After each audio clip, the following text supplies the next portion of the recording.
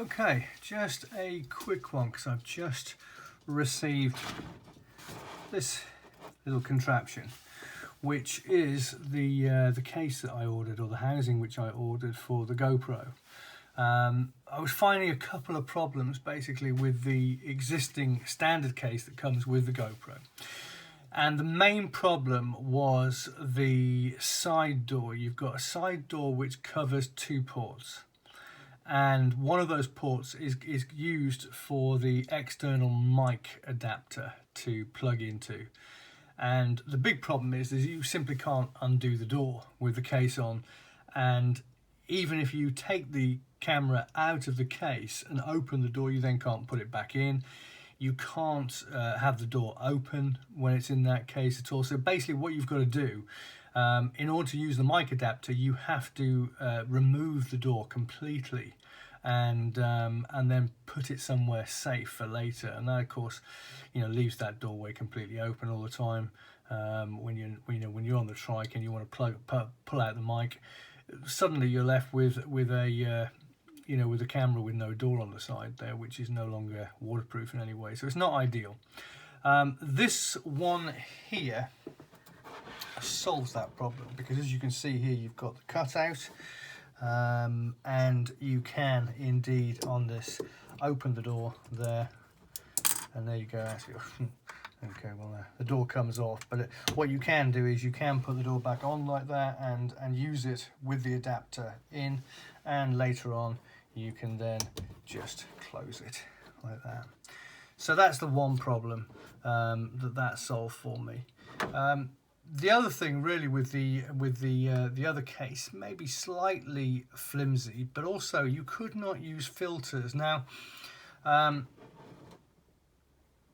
filters are kind of important for these kind of cameras, because especially when you're someone like myself who's living by the coast, you've got quite a bit of open, sunny, clean air around, and that can produce casts, often bluish casts, to your photography. So what you tend to do is use a UV filter or a skylight filter, and that basically traps those UV rays and stops that blue cast coming and makes the pictures a bit more realistic.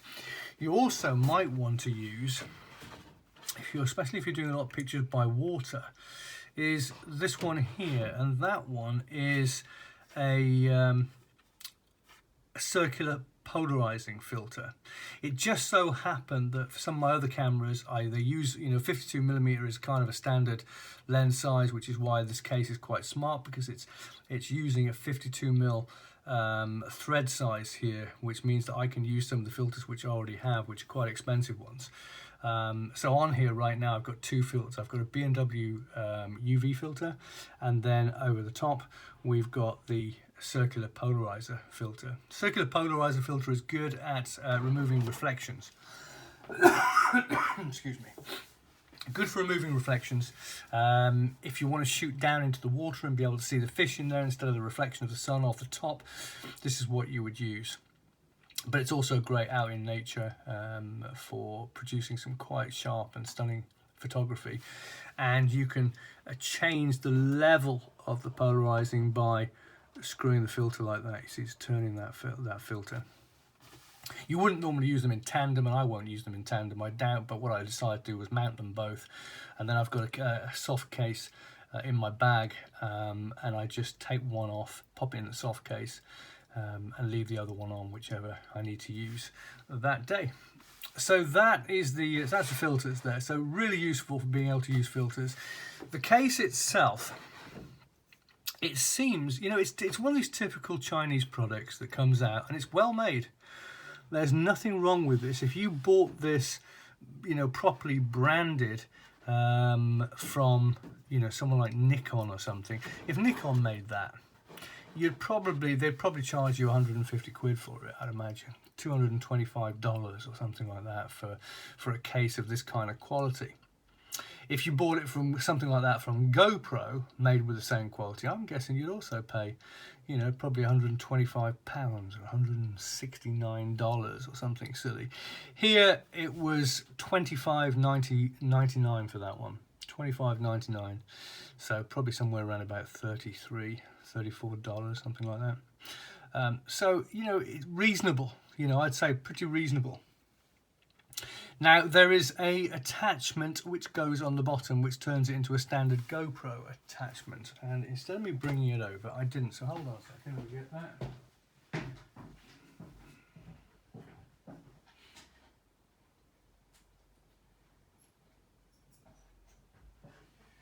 Okay, we've got that one now. Apologies for the really unprofessional videography there. Okay, so here is basically what you get. There's your standard GoPro adapter, and you've got a couple of screws. And one thing I was going to just show people here who may or may not think about this is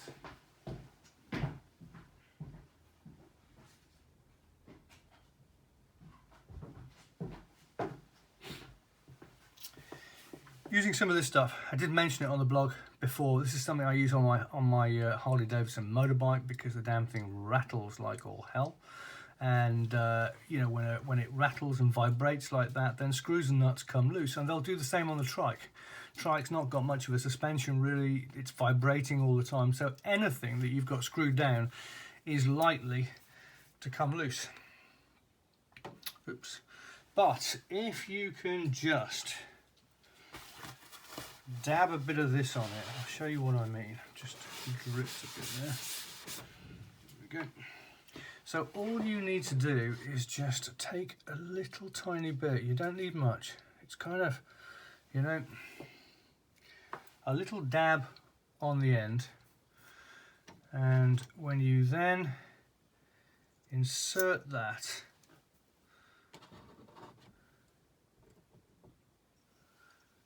into your camera bolt, all that does, quite simply, just screw it down as normal. That will kind of rubberize a little bit is what it does. It's not the same as super glue. You can use super glue, but your problem with super glue is that it's quite difficult to get off again. So it kind of, super glue is meant to put a permanent bond. There we go, so that's all it needs to do. So super glue puts a permanent bond, really. It's not really meant to be broken again, and as a result it's quite difficult to break it. This puts a kind of an anti-vibrate bit. It puts like a rubber bond in there which stops the vibration from unraveling it, but it doesn't mean, it means it's still fairly easy to get off afterwards. So you're not going to kill yourself, and you're not going to strip the thread, you're not going to strip the head. And so you're not locking anything completely into place, but you are stopping it from coming undone, and that's basically what you want. So that's just a little tip. I'm pleased with this. £26, I think that's a reasonable deal. It's going to sit really nicely on the trike and just give me a little bit more peace of mind, allow me to open that door there, that port, yeah, that will do pretty much exactly. Such a pity they didn't make one really that you could just, you know, unclip and open the bottom, but not to worry. This one, by the way, it opens up via a trapdoor system like that. So this one just, as you can see, that just lifts up there like that, and then afterwards it will just slot back into place. So there we go, just a little quick review of that. I think it's a good little product. I'll put a link on the blog as to where you can pick that up, because there are a couple of other ones just slightly differently branded than this one, which are £30. I think $29.99 instead of $25.99. No reason to do that. It's literally just what's written down here, and the other one's even more ugly than this one. So I'll put a link up for that one. If you want to pick one up, you can. All right, hope that was useful. Bye-bye.